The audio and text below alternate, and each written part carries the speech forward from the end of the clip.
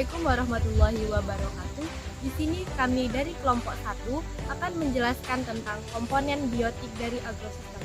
Sampel yang kami gunakan adalah kebun timun. Komponen biotik dari agrosistem terdiri dari yang pertama yaitu manusia, yang kedua adalah biota tanah, ketiga hewan ternak, keempat gulma, kelima hama, dan keenam adalah patogen. Anggota dari kelompok 1 yaitu yang pertama adalah saya, Ajeng Retno Setiawati, yang kedua adalah Cecilia Margareta, ketiga ada Fatma Ingkasari, keempat Junaidi, dan yang kelima yaitu Wahyu Pratama. Pada proses ini, manusia termasuk ke dalam komponen biotik karena manusia berperan dalam pengolahan lahan, penanaman, perawatan, proses penanaman, hingga akhir dari panen dan pasca panen.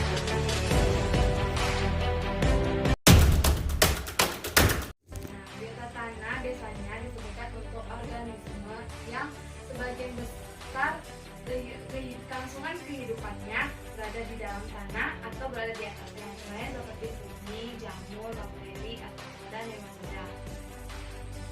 Berdasarkan fungsinya dalam bidang pertanian, biota tanah ini terdapat dua golongan jasad hayati tanah, yaitu yang menguntungkan dan yang merugikan.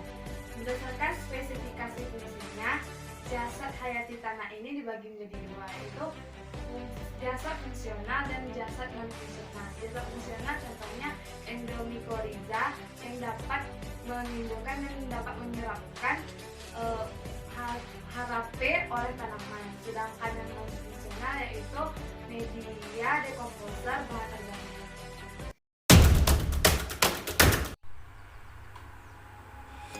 Hewan ternak atau dalam bahasa Jawa disebut raja kaya adalah hewan yang dengan sengaja dipelihara sebagai sumber pangan, sumber bahan baku industri, atau sebagai pembantu pekerjaan manusia. Ternak dapat berupa binatang apapun, termasuk serangga dan vertebrata tingkat rendah seperti ikan dan katak. Namun, dalam percakapan sehari-hari, orang biasanya merujuk kepada unggas seperti ayam, angsa, dan kalkun, serta mamalia domestik seperti sapi, kambing, kerbau, domba, dan kuda. Praktik pemeliharaan hewan ternak di berbagai negara bervariasi. Ada yang dibuatkan kandang khusus, dan ada juga yang dibiarkan di alam terbuka atau lahan yang luas.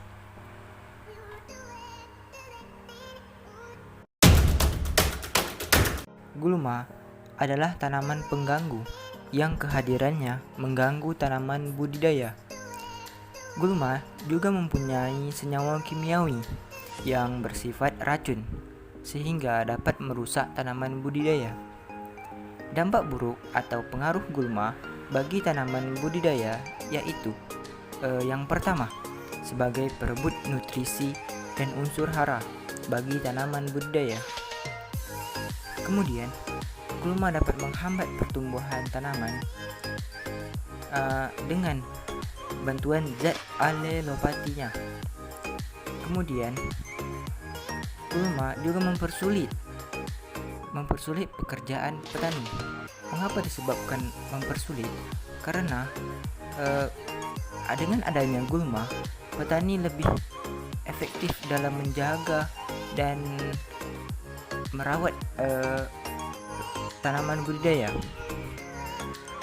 Kemudian, gulma adalah tempat sarangnya hama dan penyakit bagi tanaman budidaya yang nantinya akan merusak tanaman budidaya. Kemudian, gulma lebih banyak membuat petani mengeluarkan biaya yang besar untuk membasmi gulma.